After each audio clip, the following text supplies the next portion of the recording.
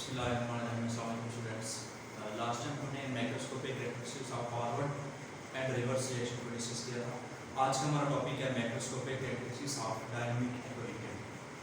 तो स्टूडेंट जैसा कि आप जानते हैं कि डायनामिक इक्विलिब्रियम को हम ऑलरेडी एक्सप्लेन कर चुके हैं कि ये ऐसी कंडीशन जिसमें क्या होता है कि रेट ऑफ फॉरवर्ड रिएक्शन जो होता है वो इक्वल हो जाता है रेट ऑफ रिवर्स रिएक्शन के, और रिएक्शन जो होता है वो इक्विलिब्रियम की स्टेट में होता है।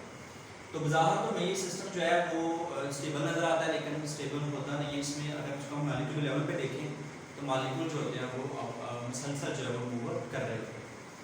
आज हम macroscopic characteristics of dynamic equilibrium की जो पहली कैरेक्टरिस्टिक्स को डिस्कस करेंगे कि equilibrium can only be attend in a close system, कि इक्विलिब्रियम को सिर्फ और सिर्फ जो है वो हम सिर्फ क्लोज सिस्टम में हासिल कर सकते हैं। जैसा कि स्टूडेंट्स हमने पढ़ा था कि सिस्टम दो तरह के होते हैं, एक ओपन सिस्टम होता है, दूसरा हमारे पास क्लोज सिस्टम होता है। तो इक्विलिब्रियम की जो स्टेट है उसको सिर्फ और सिर्फ हम क्लोज सिस्टम में हासिल कर सकते हैं। दूसरी हमारे पास जो कैरेक्टरिस्टिक्स है वो है कि at equilibrium reaction does not stop, only forward and reverse reaction become equal.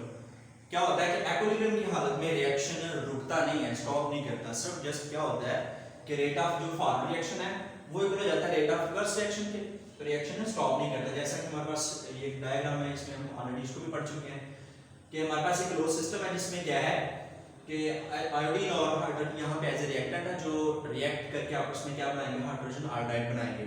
अब कुछ ही देर के बाद क्या होगा कि यही हाइड्रोजन आयोडाइड जो है वो दोबारा डिकम्पोज हो जाएगा आयोडीन में और हाइड्रोजन में, H2 में।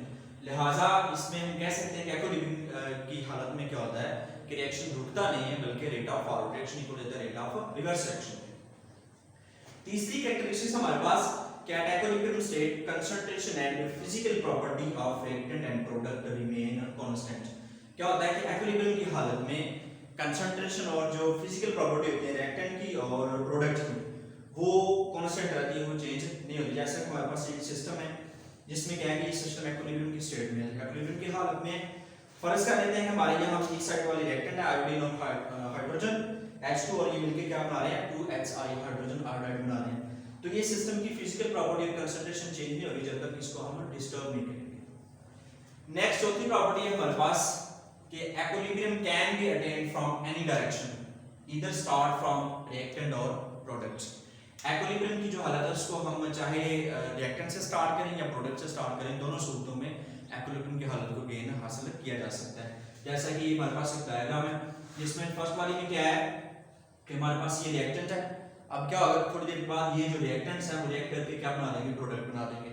और प्रोडक्ट बनाने के बाद क्या होगा कि ये जो हमारा फर्स्ट वाली डायग्राम है ये कुछ इस तरह हमारे सामने ये इक्विलिब्रियम स्टेट में जब चली जाएगी तो रिएक्शन जब इक्विलिब्रियम की हालत में होगा तो हमारे पास ये दरमियान वाली कुछ डायग्राम है। तो ये हमने रिएक्टेंट से स्टार्ट किया तो तब भी ये इस तरह का कुछ जो है इक्विलिब्रियम स्टेट कायम होगी।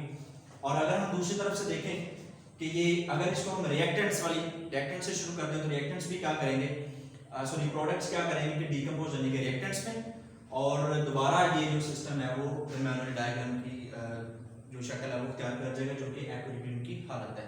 तो चाहे रिएक्शन को हम रिएक्टेंट से स्टार्ट कर लें या प्रोडक्ट से कर लें, तो दोनों सूरतों में जो है इक्विलिब्रियम को हासिल किया जा सकता है।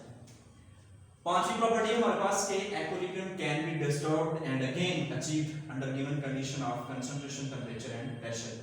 तो इक्विलिब्रियम की हालत में सिस्टम की अगर कंसंट्रेशन चेंज कर दें, टेंपरेचर चेंज कर दें या प्रेशर चेंज कर दें तो सिस्टम क्या होगा, फी वक्त डिस्टर्ब हो जाएगा, लेकिन डिस्टर्ब होने के बाद वो दोबारा अपने आप को जो है वो इक्विलिब्रियम की स्टेट में हासिल कर लेगा, यानी इक्विलिब्रियम की स्टेट को हासिल कर लेगा। जैसे कि हमारे पास एक सिस्टम है जो कि इक्विलिब्रियम सिस्टम में है। अगर हम क्या करते हैं इक्विलिब्रियम की हालत में ये सिस्टम, अगर इस सिस्टम में क्या करते हैं कि रिएक्टेंट की जो कंसंट्रेशन है वो इंक्रीज कर देते हैं, बढ़ा देते हैं, तो क्या होगा फिर वक्त तो ये जो सिस्टम है वो डिस्टर्ब हो जाएगा, यानी केमिकल इक्विलिब्रियम जो है वो डिस्टर्ब होगा। लेकिन क्या होगा कि कुछ ही देर के बाद ये जो इक्विलिब्रियम होगा वो दोबारा रिएक्टेंट के हिसाब से दोबारा क्या होगा, सिस्टम अपने आप को इक्विलिब्रियम की स्टेट में एडजस्ट कर लेगा, यानी इक्विलिब्रियम की हालत में चला जाएगा। लेकिन सिर्फ होगा क्या कि पहले जो इक्विलिब्रियम की जो हमारे पास हालत थी, स्टेट थी, वो ये थी, लेकिन अब जो है इक्विलिब्रियम का जो लेवल है वो ऊपर है। तो दोनों सूरतों में क्या होता है कि अगर हम रिएक्टेंट की कंसंट्रेशन को या इसमें हम टेंपरेचर प्रेशर को चेंज करते हैं तो सिस्टम फिर वक्त तो डिस्टर्ब होता है, लेकिन दोबारा क्या करता है कि वो अपनी जो इक्विलिब्रियम की स्टेट है उसको हासिल कर देता है। तो स्टूडेंट्स आज की हमारी यही 4-5 कैरेक्टरिस्टिक्स थी microscopic characteristics of dynamic equilibrium. आज का हमारा यही टॉपिक है। नेक्स्ट इंशाल्लाह फिर हाजिर होंगे, तब तक के लिए अल्लाह हाफिज़।